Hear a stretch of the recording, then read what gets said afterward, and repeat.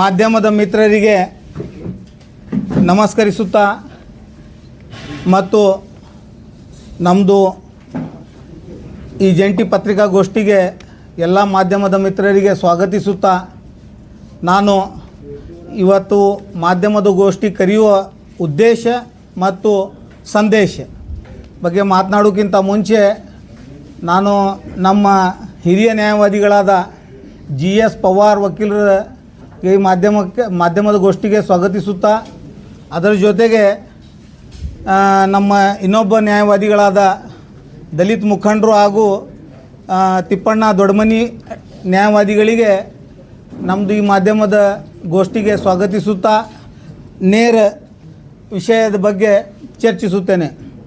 ಮಾಧ್ಯಮದ ಮಿತ್ರರಿಗೆ ಗೊತ್ತಿದ್ದಂಗೆ ದಿನಾಂಕ 6/5/2023 ಆಗಿನ ಅಸೆಂಬ್ಲಿ ಚುನಾವಣೆಯಲ್ಲಿ ಕರ್ನಾಟಕ ರಾಜ್ಯದ ಅಸೆಂಬ್ಲಿ ಚುನಾವಣೆ ನಡೆದಾಗ ಒಂದು ಶೂಟೌಟ್ ಪ್ರಕರಣ ದಾಖಲಾಗಿರುತ್ತದೆ ಜಲನಗರ ಪೊಲೀಸ್ ಠಾಣೆಯಲ್ಲಿ. ಒಬ್ಬ ವ್ಯಕ್ತಿ ಹೈದರ್ ಅಲಿ ನದಾಫ್ ಅನ್ನುವ ವ್ಯಕ್ತಿಯ ಶೂಟೌಟ್ ಆಗಿ ಕೊಲೆಯಾಗಿರುತ್ತದೆ. ಸದರಿ ಕೊಲೆ ಪ್ರಕರಣದಲ್ಲಿ ದಿನಾಂಕ 6/5/2023 ನಡೆಯುವುದಕ್ಕಿಂತ ಮುಂಚೆ ಬಿಜಾಪುರ ನಗರದ ಅಭ್ಯರ್ಥಿ ಒಬ್ಬರು 5 ದಿವಸ ಮುಂಚೆ ಒಂದು ಮಾಧ್ಯಮದ ಗೋಷ್ಠಿ ಮುಖಾಂತರ ಸಂಕೇತವನ್ನು ಕೊಟ್ಟಿರುತ್ತಾರೆ. ಬಿಜಾಪುರ ನಗರ ಕೆಲವೇ ದಿನಗಳಲ್ಲಿ ಒಂದು ಬೆಚ್ಚ ಬೆಳೆಯುವಂಥ ಸುದ್ದಿ ಗಮನಿಸಲಿದೆ ಅಂತ ಹೇಳಿ, ಅದರಂತೆಯೇ ದಿನಾಂಕ 6/5/2023 ಒಂದು ಕೊಲೆ ಪ್ರಕರಣ ನಡೆದಿರುತ್ತದೆ. ಅದರಲ್ಲಿ ಆ ಕೊಲೆ ನಡೆದಿದ್ದ ಸಮಯ ಬೆಳಗ್ಗೆ 10:20 ಅಂದಾಜು ಕೊಲೆ ಆಗಿದೆ ಅಂಥೇಳಿ ಫಿರ್ಯಾದಿದಾರರು ನಮೂದಿಸಿರುತ್ತಾರೆ ಫಿರ್ಯಾದಿಯಲ್ಲಿ.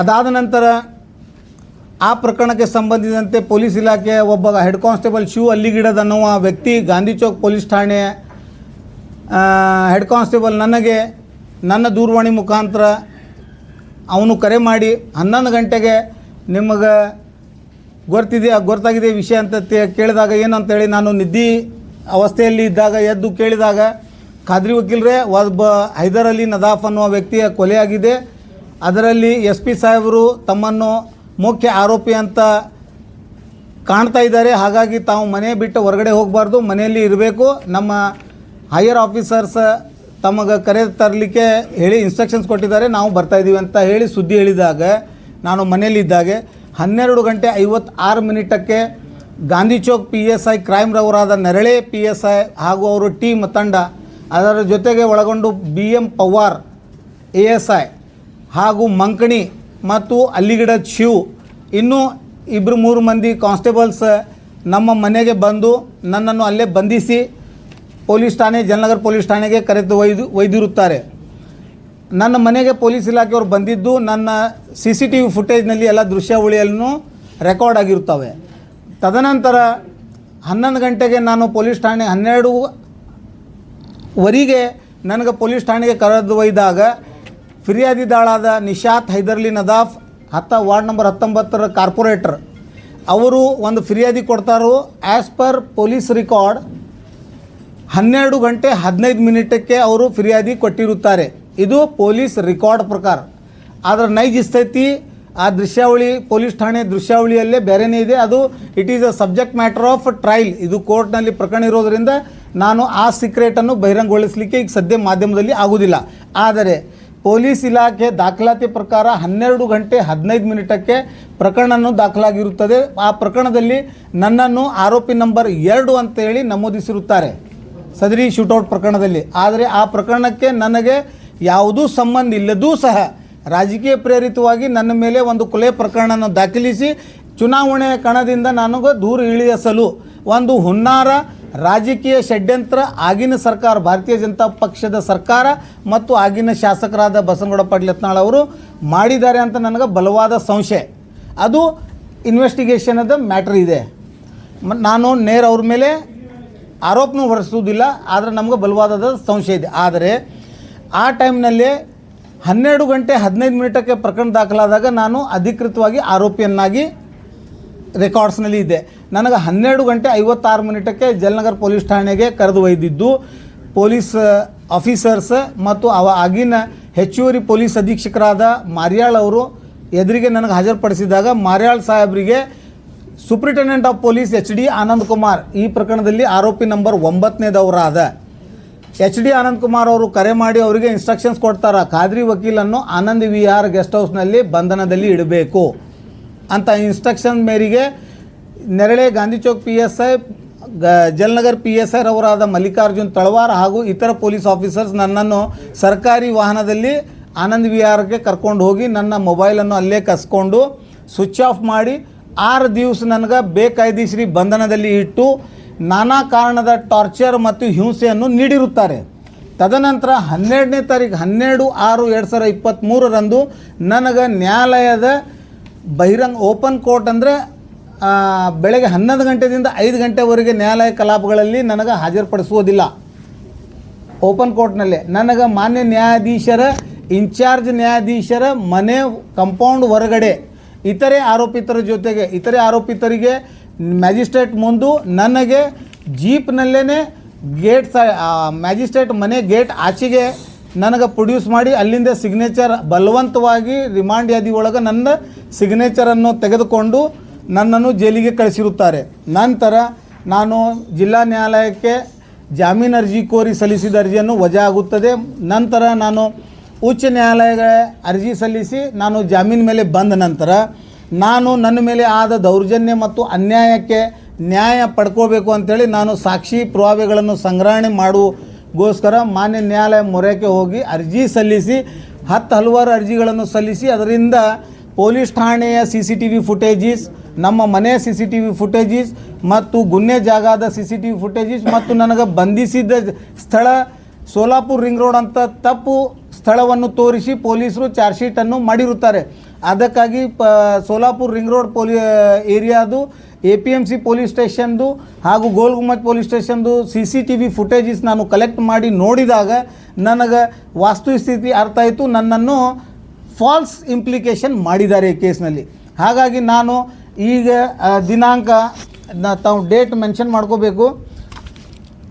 ದಿನಾಂಕ 18/1/2024 ಮಾನ್ಯ ಪ್ರಧಾನ ಜಿಲ್ಲಾ ಸತ್ರ ನ್ಯಾಯಾಲಯದಲ್ಲಿ ದಿನಾಂಕ 18/1/2024 ಮಾನ್ಯ ಪ್ರಧಾನ ಜಿಲ್ಲಾ ಸತ್ರ ನ್ಯಾಯಾಲಯದಲ್ಲಿ PCR 1/2024 ಅದರಲ್ಲಿ ಮಾನ್ಯ ಪ್ರಧಾನ ಜಿಲ್ಲಾ ಸತ್ರ ನ್ಯಾಯಾಲಯದಲ್ಲಿ ನಾನು ಈ ಆರೋಪಿತರಾದ ವಿಜಯ್ ಮಾಂತೇಶ್ ಮಠಪತಿ ಆಗಿನ CPI ಗೋಲ್ ಗುಮ್ಮಟ್ ಸರ್ಕಲ್, ಆರೋಪಿ ನಂಬರ್ 2 ಮಲ್ಲಿಕಾರ್ಜುನ್ Y ತಳವಾರ್ PSI ಯಲೆಂಡೋ Jalanagar police station, Basavaraj Narale PSI Gandhi Chowk crime, Devaraj Ullagaddi PSI APMC, BM Pawar assistant sub inspector Jalanagar police station, YR Mankani head constable Jalanagar police station, Gudimani head constable Jalanagar police station Gandhi Chowk police station, Shiv Alligadad head constable Gandhi Chowk police station ಮತ್ತು HD Anand Kumar superintendent of police Vijayapura ಆಗಿನ ಇವೆಲ್ಲ 9 ಮಂದಿ ಆರೋಪಿತರ ಮೇಲೆ ದಿನಾಂಕ 18/1/2024 ಖಾಸಗಿ ದೂರ ಭಾರತೀಯ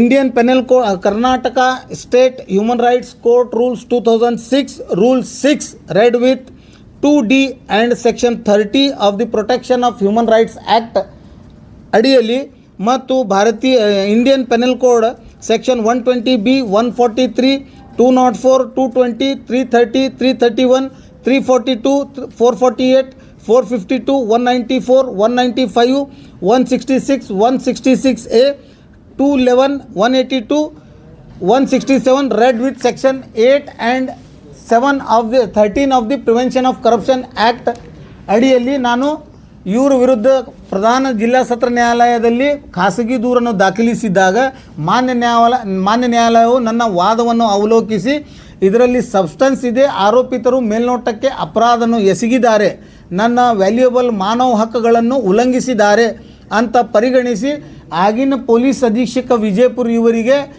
ಸದರಿ ಫಿರ್ಯಾದಿಯನ್ನು ವರ್ಗಾಯಿಸಿ ತನಿಖೆ ಕೈಗೊಳ್ಳಬೇಕಂತ ಸೂಚಿಸಿರುತ್ತಾರೆ.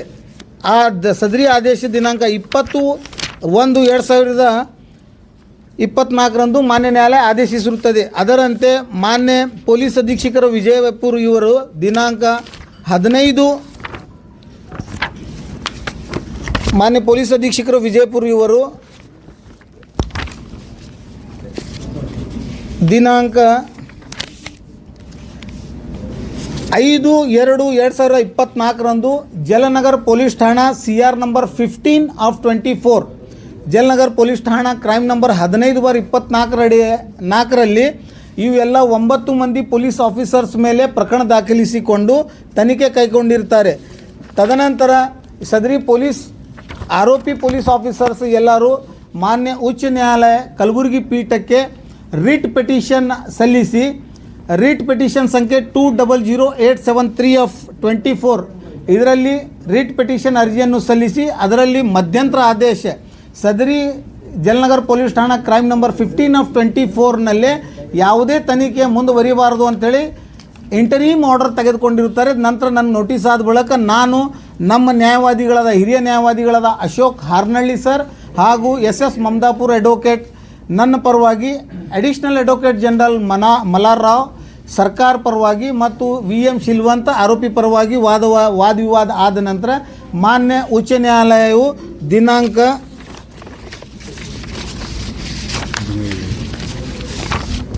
17/7/2025ರಂದು ಮಾನ್ಯ ಉಚ್ಚ ನ್ಯಾಯಾಲಯ ಕಲಬುರಗಿ ಪೀಠ ಆನರಬಲ್ ಜಸ್ಟಿಸ್ ರಾಚಯ್ಯ ಇವ್ರ ಪೀಠದಲ್ಲಿ ಆರೋಪಿ ಪೊಲೀಸ್ ಆಫೀಸರ್ಸ್ ರಿಟ್ ಅರ್ಜಿಯನ್ನು ಪುರಸ್ಕರಿಸಿ ಆದೇಶಿಸಿರುತ್ತಾರೆ. ಸದರಿ ಆದೇಶದ ಆಪರೇಟಿವ್ ಪೋರ್ಷನ್ನಲ್ಲಿ ಮಾನ್ಯ ನ್ಯಾಯಾಲಯವು ಏನು ಹೇಳ್ತದೆ ಅಂತಂದರೆ, the writ petition is allowed. Rule 6 of Karnataka State Human Rights Court Rules 2006 is held to be unconstitutional and inconsistent with the provisions of the Protection of Human Rights Act 1993 and the same is ordered to be struck down. Resultantly, the registration of FIR in crime number 15 of 24 is hereby squashed. The impingement order dated 20/1/2024 passed by the Principal Sessions Vijaypur in PCR number 1 of 24 directing the authority to conduct investigation does not survive for consideration. The judgment would not have any retrospective effect but would be prospective. ಇದರ ಅರ್ಥ ಮಾನ್ಯ ಉಚ್ಚ ನ್ಯಾಯಾಲಯವು ಕಾನೂನು Karnataka state human rights court rules 2006 ಅನ್ನು ಅಸಂವಿಧಾನಿಕ ಅಂತ ಘೋಷಿಸಿರುತ್ತಾರೆ. Karnataka state human right court rules 2006 ಏನಿದೆ ಅದನ್ನು ಆಧಾರದ ಮೇಲೆ ಮಾನ್ಯ ಉಚ್ಚ ನ್ಯಾಯಾಲಯ ಅಸಿಂಧುಗೊಳಿಸಿದ್ದಾರೆ ಅಂತ ಹೇಳಲಿಕ್ಕೆ ನಾನು ತಮ್ಮ ಮುಂದೆ Karnataka state human right court rules 2006 rule 6 ಏನು ಹೇಳ್ತದೆ ಅಂತಂತಂದ್ರೆ, procedure and power of court. A victim of an offence arising out of violation of human rights, his legal representative or registered non-governmental organization or public person may file a complaint against a public servant who has committed or abated the commission of an offence of a violation of human rights while acting under the color of his official duty as a public servant, provided a complaint on behalf of the victim may be filed by a non-governmental organization or a public person only with the prior authorization of an affidavit by them. The court on receipt of such complaint shall either order an investigation into the offence by the police officer not below the rank of superintendent of police, or it may proceed to conduct its own inquiry into the complaint in accordance with the procedure for dealing with the private complaints in the court. ಈ ಕಾಯ್ದೆಯನ್ನು ಮಾನ್ಯ ಉಚ್ಚ ನ್ಯಾಯಾಲಯವು ಅಸಿಂಧುಗೊಳಿಸಿ ಆದೇಶಿಸಿರುತ್ತದೆ. ಸದರಿ ಈ ಆದೇಶವನ್ನು ನಾನು ಮಾನ್ಯ ಸರ್ವೋಚ್ಚ ನ್ಯಾಯಾಲಯದಲ್ಲಿ ಪ್ರಶ್ನಿಸಿ ಮಾನ್ಯ ಸರ್ವೋಚ್ಚ ನ್ಯಾಯಾಲಯದಲ್ಲಿ ನಾನು ಈ ಮಾನ್ಯ ಉಚ್ಚ ನ್ಯಾಯಾಲಯ ಮಾಡಿರುವ ಆದೇಶ ಕಾನೂನಾತ್ಮಕ ಇಲ್ಲ ಅಂಥೇಳಿ ಪ್ರಶ್ನಿಸಿದ್ದಾಗ ಮಾನ್ಯ ಸರ್ವೋಚ್ಚ ನ್ಯಾಯಾಲಯದ ಪೀಠ honourable justice Vikramnath and honourable justice Sandeep Mehta ಇವರ ಪೀಠನಲ್ಲಿ ದಿನಾಂಕ 27/10/2025ರಂದು ಈ ಮ್ಯಾಟ್ರನ್ನು ವಿಚಾರಣೆಗೆ ಕೈಗೆತ್ತಿದಾಗ ನಮ್ಮ ಸುಪ್ರೀಂ ಕೋರ್ಟ್ನಲ್ಲಿ ನಮ್ಮ ಪರವಾಗಿ ವಾದ ಮಂಡಿಸಿದ ಹಿರಿಯ ನ್ಯಾಯವಾದಿಗಳಾದ Nizam Pasha, Mustaq Saleem advocate and advocate on record L Zafeer Ahmed BF, ಹಾಗೂ ಅವರ ತಂಡ ವಾದವನ್ನು ಮುಂಡಿಸಿ ಮಾನ್ಯ ನ್ಯಾಯಾಲಯವು ಸುಪ್ರೀಂ ಕೋರ್ಟ್ ದಿನಾಂಕ 27/10/2025 ಸದರಿ ಮಾನ್ಯ ಉಚ್ಚ ನ್ಯಾಯಾಲಯ ನೀಡಿರುವ ಅಂತಿಮ ಆದೇಶವನ್ನು ಈ ಥರ ಆದೇಶಿಸಿರುತ್ತಾರೆ. Issue notice returnable in 4 weeks to the respondents. In the meantime, the effect and operation of the impeachment order passed by the High Court shall be remain stayed. ಇದರ ಅರ್ಥ ಮಾನ್ಯ ಉಚ್ಚ ನ್ಯಾಯಾಲಯ ನೀಡಿರುವ ಅಂತಿಮ ಆದೇಶದಲ್ಲಿ Karnataka state human right court rules 2006 ನಿಯಮ 6 ಅಸಿಂದ ಏನು ಗೊಳಿಸಿದ್ದು ಅನ್ಕಾನ್ಸ್ಟಿಟ್ಯೂಷನಲ್ ಏನು ಡಿಕ್ಲೇರ್ ಮಾಡಿದರು ಮತ್ತು ನನ್ನ ಮಾಡಿರುವ ಫಿರ್ಯಾದಿಯ FIR ಏನು ಪ್ರಕರಣ ದಾಖಲಾಗಿತ್ತು ಮತ್ತು ಪೊಲೀಸ್ ಅಧೀಕ್ಷಕರು ಏನು ತನಿಖೆಯನ್ನು ಕೈಗೊಂಡಿದ್ರು ಅದನ್ನೆಲ್ಲ ಸ್ಥಗಿತಗೊಳಿಸಿದನ್ನು ಆ ಸ್ಥಗಿತಗೊಳಿಸಿದ ಆದೇಶಕ್ಕೆ ಮಾನ್ಯ ಸರ್ವೋಚ್ಚ ನ್ಯಾಯಾಲಯವನ್ನು ತಡೆಯಾಜ್ಞೆ ನೀಡಿರುತ್ತಾರೆ. ಇದರ ಅರ್ಥ ನನ್ನ ಫಿರ್ಯಾದಿ ಮತ್ತು ಮಾನ್ಯ ಪ್ರಧಾನ ಜಿಲ್ಲಾ ಸತ್ರ ನ್ಯಾಯಾಧೀಶ ಮಾಡಿರುವ ಆದೇಶ as on today in force ಅಂದರೆ ಚಲಾವಣೆಯಲ್ಲಿ ಆಗಬೇಕು. ಇದರ ಅರ್ಥ ನಾನು ಈಗ ಮಾಧ್ಯಮದ ಮುಖಾಂತರ ವಿಶೇಷ ಗಮನ ಸೆಳೆಯುವುದೇನಿದೆ ಅಂದರೆ ಇದು total pure question of law. ಇದು ಹ್ಯೂಮನ್ ರೈಟ್ಸ್ ವೈಲೇಷನ್ ಬಗ್ಗೆ ಈ ಒಂದು ಕಾನೂನಿನ ಸಂಘರ್ಷ ನಡೀತಾ ಇದೆ.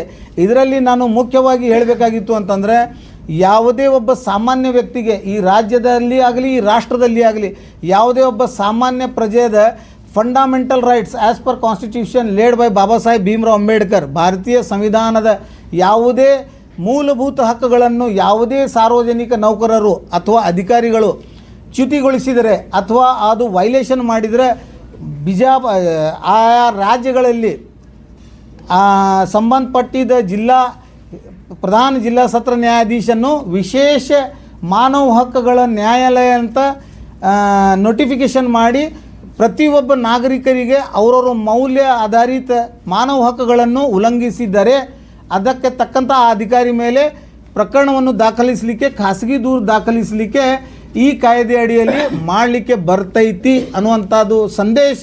ಮತ್ತು ಪೊಲೀಸ್ ಇಲಾಖೆ ಮಾಡ್ತಿರುವ ನಿರಂತರ ದೌರ್ಜನ್ಯಕ್ಕೆ ಯಾರಾದರೂ ಒಳಗಾಗಿದ್ದಾರೆ ಅಥವಾ ಪೊಲೀಸ್ ಇಲಾಖೆಯ ದುರ್ವ್ಯವಹಾರಕ್ಕೆ ಯಾರು ಒಳಗಾಗಿದ್ದಾರೆ ಅವರು ನೇರ ನ್ಯಾಯಾಲಯಕ್ಕೆ ದೂರನ್ನು ಸಲ್ಲಿಸಬಹುದು. ಹೀಗಾಗಿ ಈಗಿರುವಾಗ ಮತ್ತು ನನ್ನ ಮೇಲೆ ಆದ ಒಂದು ರಾಜಕೀಯ ಪ್ರೇರಿತ ಹುನ್ನಾರ ಮತ್ತು ನಾನು ಕೇವಲ ಒಬ್ಬ ಅಲ್ಪಸಂಖ್ಯಾತ ನ್ಯಾಯವಾದಿಗಳಾಗಿ ಕರ್ತವ್ಯ ನಿರ್ವಹಿಸ್ತಾ ಇದ್ದೀನಿ ಅಂಥೇಳಿ ನನ್ನ ಧ್ವನಿಯನ್ನು ಮೊಟಕುಗೊಳಿಸಲು ಮತ್ತು ನಿರಂತರ ನನ್ನ ಮೇಲೆ ಮಾರಣಾಂತಿಕ ಹಲ್ಲೆ ಮಾಡುವ ಅಥವಾ ನನ್ನ ಕೊಲೆ ಮಾಡುವ ತಜವೀಜ್ ನಡೆದಿದೆ ಅಂಥೇಳಿ ಸಾರ್ವಜನಿಕವಾಗಿ ನಾನು ಇವತ್ತು ಹೇಳಿ ಬಯಸಲಿಕ್ಕೆ ಮಾಧ್ಯಮಗೋಷ್ಠಿ ಕರೆಯಿರೋದು. ಈಗಾಗಲೇ ನಾನು ಪೊಲೀಸ್ ಅಧೀಕ್ಷಕ ವಿಜಯಪುರ ಇವರಿಗೆ ದೂರನ್ನು ದಾಖಲಿಸಿರುತ್ತೇನೆ. ನನಗೆ ಪ್ರಾಣಾಪಾಯ ಸಾಕಷ್ಟು ಇದೆ. ಯಾಕೆ ಅಂತಂತಂದರೆ ನಾನು ಒಬ್ಬ ಈ ಬಿಜಾಪುರ ಜಿಲ್ಲೆಯಲ್ಲಿ ಅಲ್ಪಸಂಖ್ಯಾತ ದಲಿತರ ಪೀಡಿತರ ಶೋಷಿತ ಮತ್ತು ಸಾಮಾಜಿಕ ಹಿತಕ್ಕಾಗಿ ಬಡದಾಡೋರ ಧ್ವನಿಯಾಗಿ ನಾನು ನಿಂತಿದ್ದಕ್ಕೋಸ್ಕರ ನನ್ನ ಮೇಲೆ ನಗರ ಶಾಸಕರ ಮತ್ತು ಈ ಫಿರ್ಯಾದಿದಾರಾದ ನಿಶಾತ್ ಹೈದರ್ಲಿ ನದಾಫ್ ಮತ್ತು ಅವರ ಸಂಗಡಿಗರಾದ ಕಿರಣ್ ಪಾಟೀಲ್ ಹಾಗೂ ಇನ್ನೂ ಕೆಲವರು ಕಾಂಗ್ರೆಸ್ಸದ ಪ್ರಬಲ ನಾಯಕರು ಇವ್ರ ಜೊತೆ ಕೂಡಿಕೊಂಡು ನನ್ನನ್ನು ಕೊಲೆ ಮಾಡುವ ತಜ್ವೀಜ್ನಲ್ಲಿ ಇದ್ದಾರೆ ಅಂತ ನನಗೆ ಬಲವಾದ ಮಾಹಿತಿಗಳನ್ನು ಬಂದಿದ್ದಾವೆ. ಈ ವಿಷಯ ಕುರಿತು ಈಗಾಗಲೇ ನಮ್ಮ ಜಿಲ್ಲಾ ಪೊಲೀಸ್ ಅಧೀಕ್ಷಕ ಮತ್ತು ಪೊಲೀಸ್ ಇಲಾಖೆಗೆ ನಾನು ಗಮನಕ್ಕೆ ತಂದಿದ್ದೀನಿ. ಮಾಧ್ಯಮದ ಮುಖಾಂತರ ನಾನು ವಿನಂತಿಸಿಕೊಳ್ಳೋದೇನೆಂದರೆ ನನ್ನ ರಕ್ಷಣೆಗಾಗಿ ನಾನು ಒಬ್ಬ ನ್ಯಾಯವಾದಿಯಾಗಿ ನ್ಯಾಯ ವಿತರಣೆ ಮಾಡುವ ಸಲುವಾಗಿ ನಾನು ಶ್ರಮಿಸುತ್ತಿದ್ದೀನಿ. ನನಗೆ ಈ ಥರ ರಾಜಕೀಯ ಪ್ರೇರಿತವಾಗಿ ಮೊಟಕುಗೊಳಿಸಲು ನನ್ನ ಧ್ವನಿ ಅಥವಾ ನನ್ನ ಮುಗಿಸಲು ಪ್ರಯತ್ನ ನಡೆದರೆ ನಾನು ಅಧೀಕ್ಷಕರು ಸಕ್ಷಮ ಇದ್ದಾರೆ, ಪೊಲೀಸ್ ಇಲಾಖೆ ಸಕ್ಷಮ ಇದ್ದಾರೆ ಮತ್ತು ಇದೇ ಆರೋಪಿತರು 9 ಮಂದಿ, ಇದರಲ್ಲಿ ಒಬ್ಬ ಆರೋಪಿ ಸೂಪ್ರಿಂಟೆಂಡೆಂಟ್ ಆಫ್ ಪೊಲೀಸ್ ಇದ್ದಾರೆ. ಹಾಗಾಗಿ ನನಗೆ ಭಯದ ವಾತಾವರಣದಲ್ಲಿ ನಾನು ಬದುಕ್ತಾ ಇದ್ದೀನಿ. ಯಾಕಂದರೆ ಒಬ್ಬ ಸೂಪ್ರಿಂಟೆಂಡೆಂಟ್ ಆಫ್ ಪೊಲೀಸ್ ಮೇಲೆ ಪ್ರಕರಣ ದಾಖಲಾಗಿದೆ ಅಂತಂದರೆ ಯಾವುದೇ ಎಕ್ಸ್ಟ್ರೀಮ್ ಸ್ಟೆಪ್ ಅವರು ತಗೋಬಹುದು. ಹಾಗಾಗಿ ನನ್ನ ಜೀವಕ್ಕೆ ಭಯ. ಪೊಲೀಸ್ ಅಧೀಕ್ಷಕರಾದ HD ಆನಂದ್ ಕುಮಾರ್ ಮತ್ತು ಈ 9 ಮಂದಿ ಮೇಲೆ ನನ್ನ ಬಲವಾದ ಸಂಶಯ ಇದೆ. ಹಾಗಾಗಿ ನಾನು ಪೊಲೀಸ್ ಅಧೀಕ್ಷಕ ವಿಜಯಪುರ ಇವರಿಗೆ ದೂರನ್ನು ಸಲ್ಲಿಸಿದ್ದೇನೆ. ನನಗೆ ಪೊಲೀಸ್ ಇಲಾಖೆ ಮೇಲೆ ಸಂಪೂರ್ಣ ಭರವಸೆ ಇದೆ, ಅವರು ನನಗೆ ರಕ್ಷಣೆ ನೀಡುತ್ತಾರೆ.